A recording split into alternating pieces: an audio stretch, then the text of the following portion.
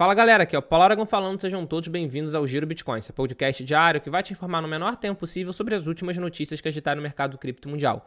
Para começar o episódio de hoje, terça-feira, dia 25 de março de 2025, cada unidade do Bitcoin está conseguindo se manter acima dos 88 mil dólares, praticamente estável, com uma pequena desvalorização nessas últimas 24 horas de 0,1%, mas de qualquer forma ainda acima da marca dos 88 mil dólares. Já o Ether, segundo maior criptoativo do mercado, está experimentando uma queda um pouco maior ao longo desse último dia, de 0,3%, mas também conseguiu se manter acima dos 2 mil dólares, com cada unidade nesse instante em 2070.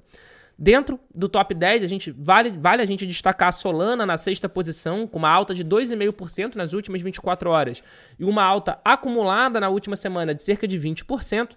A Dogecoin, também com uma alta nas últimas 24 horas de 5%, com 16% acumulado nessa última semana. E a Cardano, nono maior criptoativo do mercado, com cerca de 3,8% de alta nessas últimas 24 horas, com quase 10% nessa última semana. Então a gente viu o mercado aí realmente conseguindo sair daquela tendência de baixa muito forte que a gente estava vivendo, que a gente estava experimentando, e agora, pelo menos, a gente parece estar num período de consolidação em uma faixa um pouco melhor. Dando continuidade ao episódio de hoje, mas agora falando sobre a questão dos ETFs, nos ETFs de Bitcoin Spot dos Estados Unidos, no dia de ontem, a gente teve mais um inflow, ou seja, mais um dia verde, mais um dia positivo. Ao longo do dia de ontem, os ETFs de Bitcoin Spot dos Estados Unidos compraram o equivalente a 968 BTC. Mais um dia em sequência, muito importante, a gente tem visto o ETF de Bitcoin Spot voltando a registrar a entrada dia após dia, o que é extremamente simbólico. Afinal de contas, a gente consegue ver que a confiança do investidor institucional, que a confiança do investidor do mercado financeiro tradicional voltou para o Bitcoin, voltou para o criptomercado. A gente sabe que não depende só do Bitcoin ou dos criptoativos de uma forma geral, a gente sabe que depende de condições macroeconômicas, a gente sabe também que a guerra tarifária, a trade war, travada pelos Estados Unidos contra parceiros tradicionais como o México e o Canadá, abalam o mundo, podem abalar essa questão macroeconômica, mas nos últimos dias a gente tem tido uma calmaria no mercado. O mercado está começando a aceitar melhor o que está acontecendo agora nos Estados Unidos, está começando a fazer melhores interpretações de qual é a estratégia monetária do Trump. Então, o dinheiro está voltando aos poucos para esse mercado de renda variável, o que acaba englobando também o Bitcoin. Mas se no ETF de Bitcoin Spot no dia de ontem a gente teve mais um dia de inflow, no ETF de Ether Spot a gente ainda não teve os resultados divulgados. No dia 24 de março a gente ainda não tem ainda os resultados das gestoras. Então tá tudo zerado nesse momento. A gente não sabe se teve entrada, se teve saída, porque algumas gestoras ainda não submeteram o seu resultado. A gente vai acompanhar e a gente vai trazer o resultado do dia 24 no episódio do Giro Bitcoin de amanhã. Assim que isso for lançado, a gente vai trazer para vocês. Dando continuidade ao episódio de hoje e ainda falando sobre o mercado americano de uma forma geral, uma das maiores exchanges do mundo, uma das minhas favoritas, particularmente falando, a Kraken avalia a captação de até $1 bilhão antes de IPO. A Kraken, para quem não sabe, é uma das maiores exchanges do mundo de spot, ou seja, de negociação à vista. Não estou falando de derivativo, não estou falando de nada. Mas de spot, a Kraken nesse momento, ela está aqui na 13ª posição.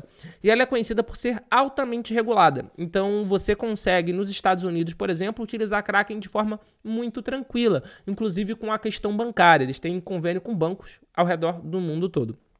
E a Kraken está planejando fazer uma IPO, ou seja, está planejando ser listada em bolsa nos Estados Unidos. Eles estão avaliando um pacote de dívidas, que na verdade é como se fosse uma pré-emissão de ação entre $200 milhões e $1 bilhão. E essas conversas já estariam feitas com Goldman Sachs e com JP Morgan Chase para viabilizar a operação. Vale ressaltar que há cerca de um ano a Bloomberg já está falando que a Kraken quer fazer uma IPO no mercado americano. E isso só serviria para crescer ainda mais a corretora. Então esse dinheiro, por exemplo, que eles estão planejando levantar, não seria para cobrir despesas operacionais, seria para expansões. E eles naturalmente seriam listados na Nasdaq, aonde a Coinbase já é listada, onde a Coinbase já é negociada. A Coinbase que é a terceira maior exchange do mundo em volume negociado. Então, provavelmente, aí nos próximos tempos, a gente vai ter mais uma exchange adentrando na Nasdaq. Dando continuidade ao episódio de hoje, agora falando de outra grande exchange, a Crypto.com, a Trump Media assinou um acordo não vinculativo, ou seja, que ainda não é obrigatório, é como se fosse quase um memorando de entendimento, com a Crypto.com para lançar uma série de ETFs nos Estados Unidos. A Trump Technology Group Corp, que é mais conhecida como TMTG, que é a operadora da plataforma de mídia social Trump Social e da marca fintech Trump.fi, também faz parte do acordo, que está sujeito à aprovação regulatória. As partes planejam lançar os ETFs ainda esse ano por meio da corretora Crypto.com, a Forest Capital US LLC. Os ETFs serão compostos por ativos digitais e valores imobiliários com foco em Made in America. A Crypto.com fornecerá a infraestrutura e os serviços de custódia para disponibilizar as criptomoedas nos ETFs, que podem incluir uma cesta de tokens como Bitcoin, Ether, Solana, XRP e Cronos. Vale ressaltar que essa questão de Made in America está bastante forte realmente nessa administração do Trump. Inclusive, muita gente fala que pode ser que o estoque nacional de ativos digitais, não estou falando da reserva estratégica de Bitcoin, estou falando daquela outra pilha que ele criou separada na ordem executiva dele. Ele pode ainda criar novas subdivisões justamente para beneficiar essas moedas, esses projetos cripto que foram lançados nos Estados Unidos. Bitcoin e Ether ficam à parte porque eles consideram como as duas blue chips, ou seja, os dois mais confiáveis do mercado cripto, mas o Made in America está bem forte. No CoinMarketCap, por exemplo, se você entrar lá no coinmarketcap.com, ele já tem uma seção agora chamada USA, que são justamente os tokens Made in America, feitos nos Estados Unidos. E lá a gente tem XRP, Solana, USDC, que é uma stablecoin de dólar americano emitido pela Circle, Dogecoin, Cardano, Chainlink, Avalanche, Stellar, Hedera, Litecoin.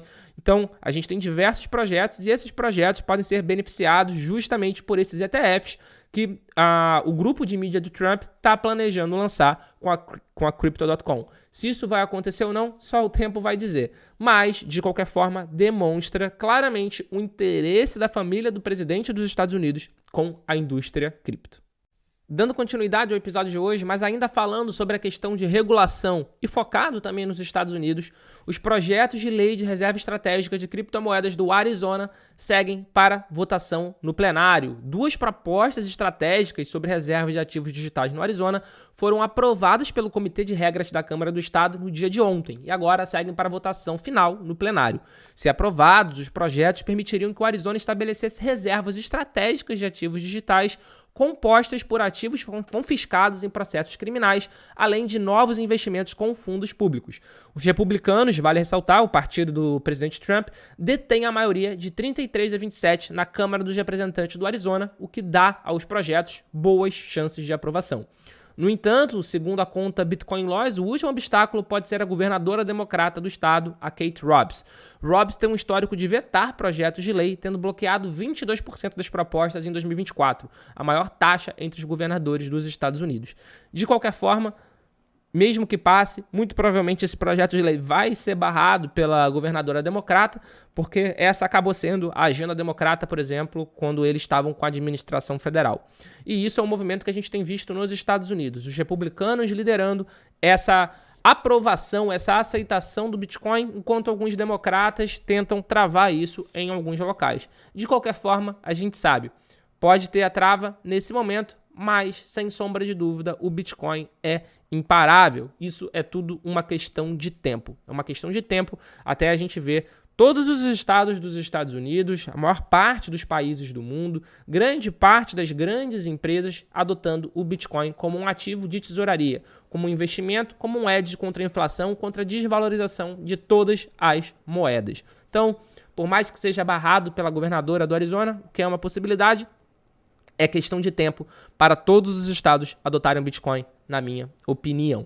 E falando em adotar o Bitcoin, Butão, pequeno país budista lá da Ásia, que é um dos grandes detentores de BTC, que nesse momento eles estão com 8.971 Bitcoin, tem mais Bitcoin, por exemplo, do que El Salvador, que tem 6.126, e eles têm esses Bitcoins não é nem com investimento de cash, eles nem têm investimento de dinheiro para comprar esses Bitcoin. Eles fazem mineração, eles se aproveitam da topologia deles e fazem mineração de BTC.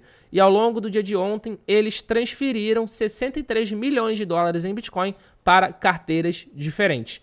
Não se sabe quais são essas carteiras, se essas carteiras são posses dele ou não, mas de qualquer forma aconteceu essa transferência.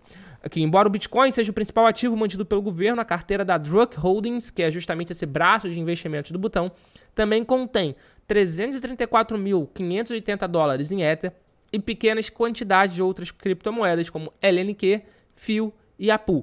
Em outubro de 2024, o governo do Butão já havia transferido 66 milhões em Bitcoin para a Binance. Além disso, nos últimos 2 meses, o país tem movimentado pequenas quantidades de BTC e ETH para endereços diferentes.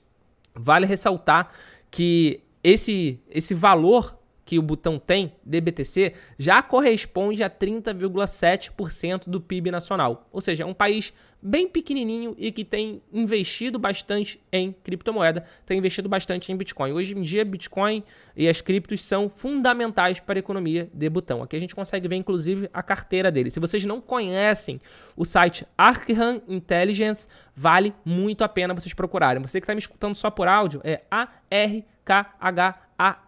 Arkham. Lá eles têm, por exemplo, a lista de todos os países que têm publicamente BTC e a carteira, caso você queira fazer um monitoramento. Se você só está escutando esse podcast por áudio, dá uma procurada depois, volta um pouquinho para poder pegar o nome de novo, para poder procurar, que vale muito a pena. Lá você consegue ver, inclusive, as compras diárias de Bitcoin de El Salvador. É muito legal. Então, muitas vezes, antes mesmo da notícia de que eles compraram mais BTC do que o 1 por dia normal, você já consegue ter essa informação. E para fechar o Giro Bitcoin de hoje, uma notícia aqui do Brasil. O Nubank, através da Nucrypto, expandiu o portfólio cripto e anunciou integração de Cardano, Near Protocol, Cosmos e Algorand. Vale ressaltar que o Nubank é um dos maiores bancos do Brasil, eu acho que é o maior banco digital, um dos maiores bancos de uma forma geral, e anunciou no dia de hoje, na manhã do dia 25, novas criptomoedas. Então agora você consegue comprar Cardano, Near Protocol, Cosmos e Algorand, sendo que você já conseguia comprar outras 16, como Bitcoin, Ether, Solana, USDC e Ripple. Vale ressaltar que o Nubank tem investido cada vez mais na parte de criptomoeda. Então, hoje em dia, você já consegue depositar e sacar algumas criptomoedas em específico, não são todas ainda, mas se você quiser depositar o seu Bitcoin, vender lá e sacar o real, você consegue. Ou então, se você quiser comprar Bitcoin lá e sacar para uma carteira externa, você consegue também. Mesma coisa a Ether, mesma coisa a Solana. Então, o Nubank tem, de fato, se transformado em uma exchange de cripto, em uma corretora de cripto. É claro que ainda não é uma corretora 100% cripto, justamente porque ela não possibilita o saque de todas as criptomoedas listadas, mas, de qualquer forma, eles estão no caminho. Um banco grande que já lançou uma corretora 100% cripto é, por exemplo, o BTG Pactual. A Mint, por exemplo, é uma exchange, é uma corretora cripto do Banco BTG. E isso demonstra o quanto os grandes bancos, as grandes corporações brasileiras estão cada vez mais interessadas no Bitcoin, cada vez mais interessadas nas criptomoedas. Isso é uma excelente notícia aqui para o nosso mercado nacional. E se você chegou até agora aqui no episódio do Giro Bitcoin, você já sabe, deixa o seu like, se inscreve no canal se ainda não for inscrito, está escutando a gente pelo Spotify, pelo Deezer, Apple Podcasts, passa a seguir a gente por aqui, dá 5 estrelinhas, coloca o seu comentário, tem plataforma que aceita, lá no Spotify a gente sempre responde todo mundo. Muito obrigado, inclusive, para todos vocês que estão fazendo comentários, que estão interagindo com a gente, porque isso é essencial para o podcast ser cada vez mais recomendado para mais pessoas. Então, já sabe, compartilhe o Giro Bitcoin para todo mundo ficar por dentro de tudo que acontece no mercado cripto. Muito obrigado pela sua companhia e a gente já tem um encontro marcado aqui no nosso episódio de amanhã. Valeu!